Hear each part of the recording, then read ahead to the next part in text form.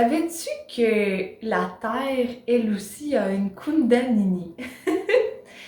En effet, il n'y a pas que toi qui as ce serpent sacré à l'intérieur de ton énergie, mais la Terre, elle aussi, comporte cette force alchimique, sa propre Kundalini. Cette année, en astrologie chinoise, si je ne me trompe pas, en 2024, on est l'année du dragon de bois, je crois. On est dans une année alchimiquement très puissante. Ce que les guides me montrent, c'est qu'on est dans le top de l'activation de la Kundalini de la Terre. Ce qui m'explique, c'est que quand que la Kundalini terrestre déverse des vagues d'énergie, elle s'étale sur un cycle d'environ 4 ans. En 2022, elle a commencé à entamer un processus d'activation qui va se poursuivre jusqu'en 2026. C'est aussi un sujet que j'ai parlé dans ma dernière vidéo de cycle ascensionnel, si ça t'intéresse, sur la migration. Donc en 2024, techniquement, on est à l'apogée de cette activation-là de la Kundalini terrestre. C'est le moment où ce qu'elle va le plus se donner, le plus nous envoyer de charge énergétique. Pourquoi fait-elle ça? C'est que vu qu'on est en ascension, la Kundalini de la Terre entraîne Gaïa dans sa nouvelle version, dans sa nouvelle activation. Et quand la Kundalini de Gaïa de la Terre s'active, elle fait résonance avec toutes les Kundalini des êtres humains sur la Terre, de tous les êtres, mais de particulièrement nous, les êtres humains. Donc, ce qui arrive en 2024, je vois la Kundalini de la Terre comme un gros feu blanc arc-en-ciel qui pulse très très fort et qui part du centre de la Terre et qui envoie des charges énergétiques qui causent des ondes de choc. Donc ces ondes de choc-là, c'est sûr qu'elles risquent de brasser beaucoup au niveau environnemental, au niveau alchimique, au niveau des catastrophes naturelles, de la météo, mais ça c'est un sujet que je risque de détailler plus tard. Mais c'est surtout aussi au niveau de notre propre alchimie qu'on va être provoqué. Chaque fois que la Kundalini de la Terre pulse, elle envoie des signaux, elle fait résonance avec notre propre Kundalini qui, elle, s'active. Depuis 2024, c'est peut-être pourquoi tu te trouves souvent malade, des symptômes de grippe, de rhume, des douleurs musculaires, et qu'à la fois tu vis des phénomènes très extatiques.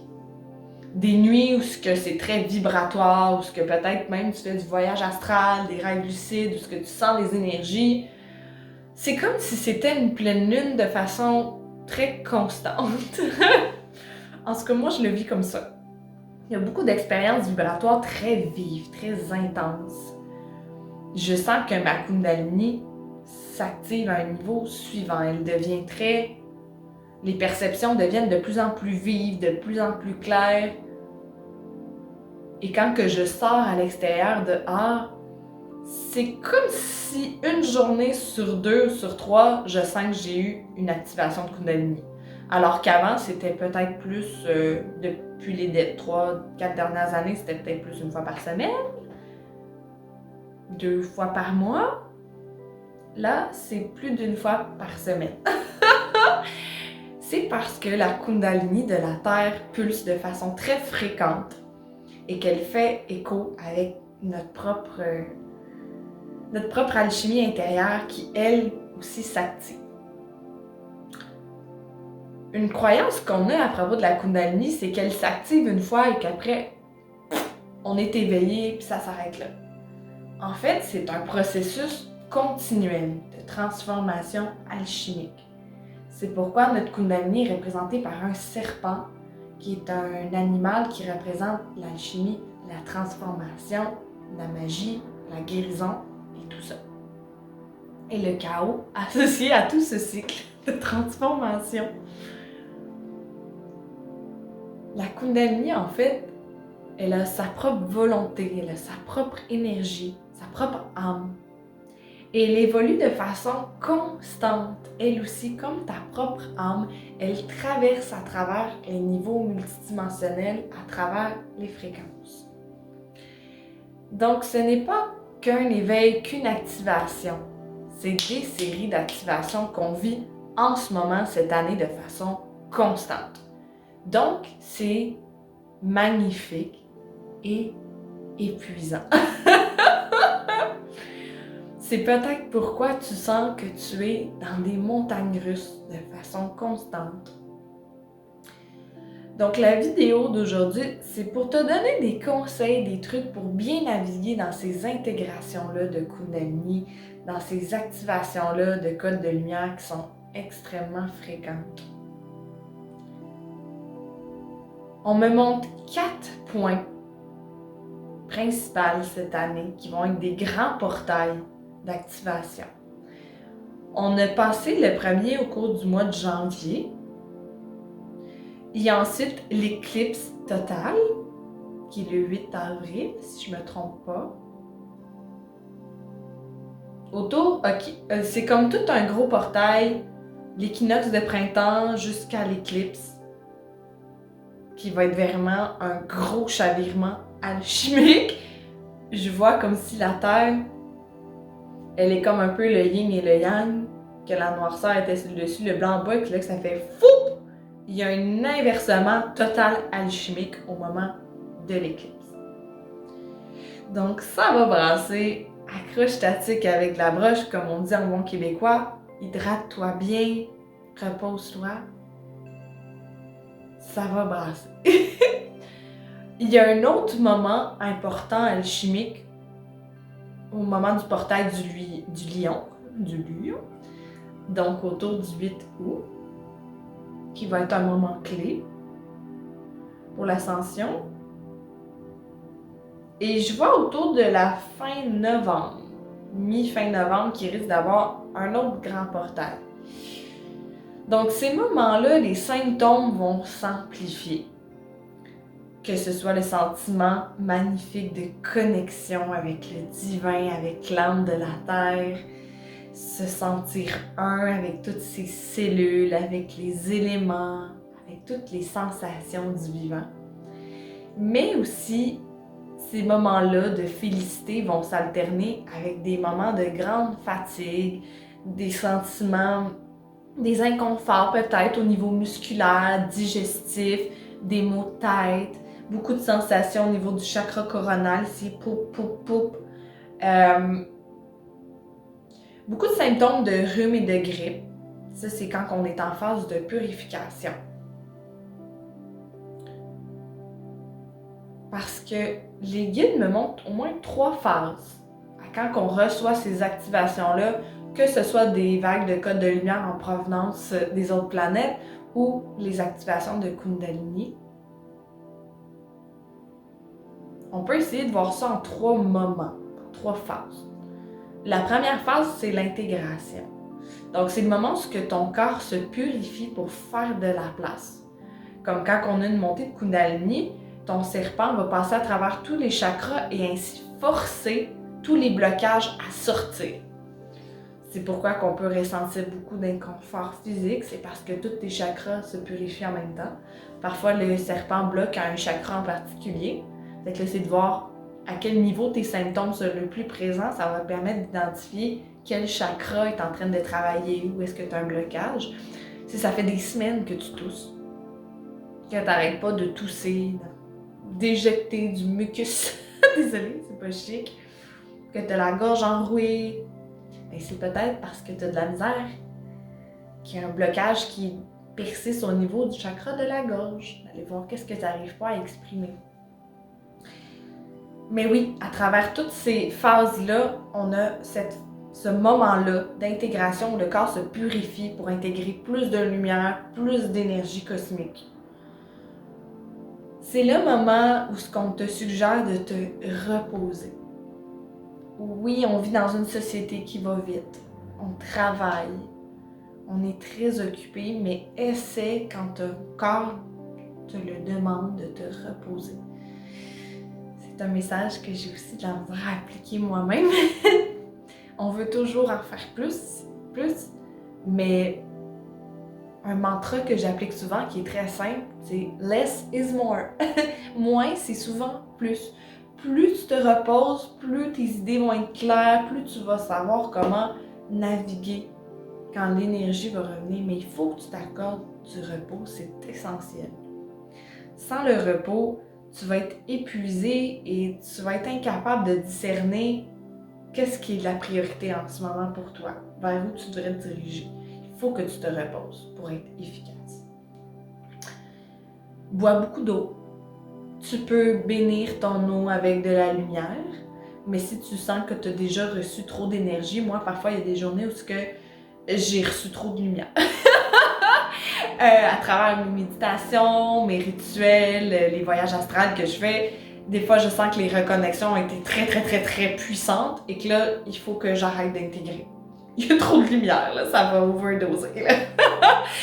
Donc, il faut tout simplement intégrer, prendre le temps de se reposer, de faire des méditations très douces et minimalistes, de juste prendre soin de soi de façon très douce et délicate.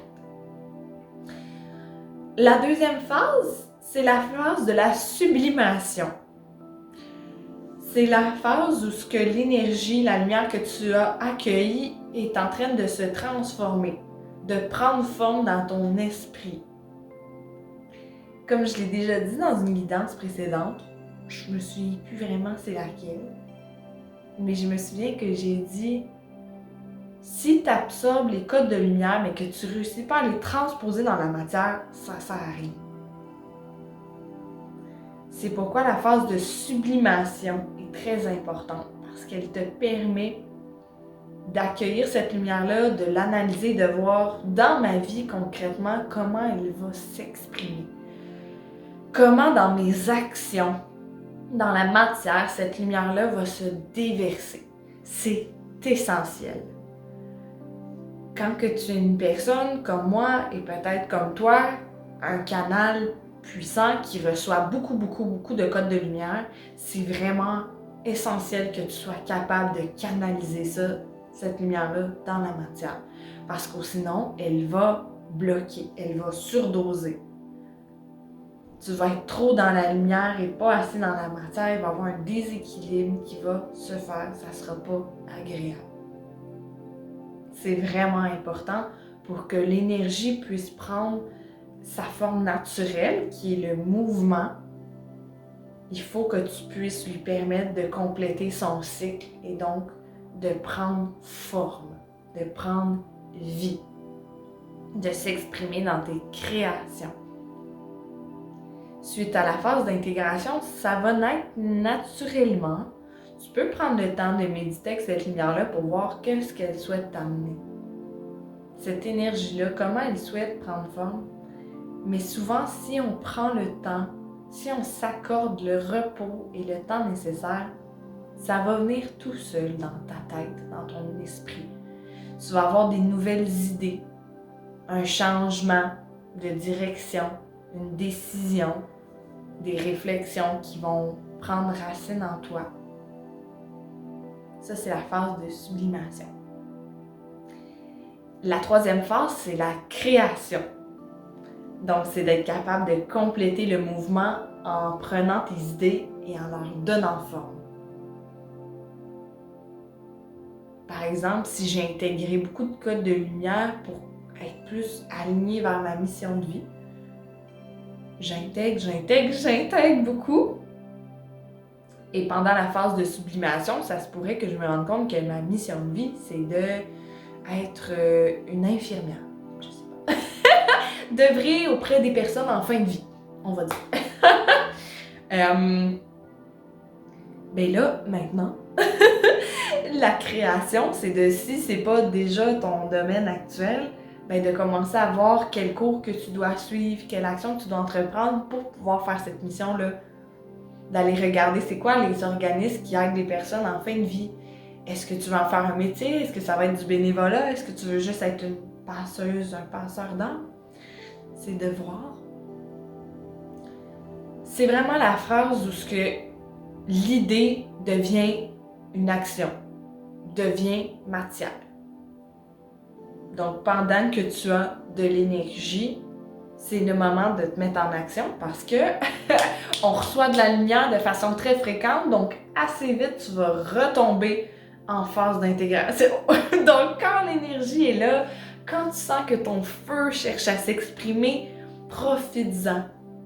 C'est le moment d'être productif, c'est le moment d'être créatif. Profites-en. Si tu es une femme, particulièrement que tu es une personne qui a des règles, des menstruations, un utérus, tu vas remarquer, même si tu n'as plus tes règles, hein, dépendamment de l'âge que tu as, que tu es très connecté au cycle de la lune aussi. Donc, ces phases-là d'intégration risquent de se syntoniser avec ton cycle menstruel, avec ton cycle lunaire. Peu importe si tu as l'habitude d'avoir tes saignements à la nouvelle lune ou à la pleine lune, bien, en phase de nouvelle lune, tu risques d'être plus dans la phase d'intégration, dans ton énergie introspective, et à la pleine lune, tu risques d'être dans la phase de l'action, de l'extériorisation.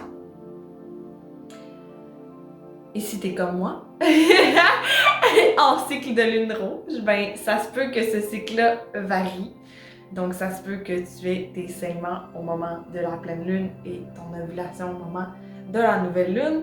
Ben là, tu vas voir que ça va être tout un beau portrait d'activation, d'intégration, des belles montagnes russes qui s'installent.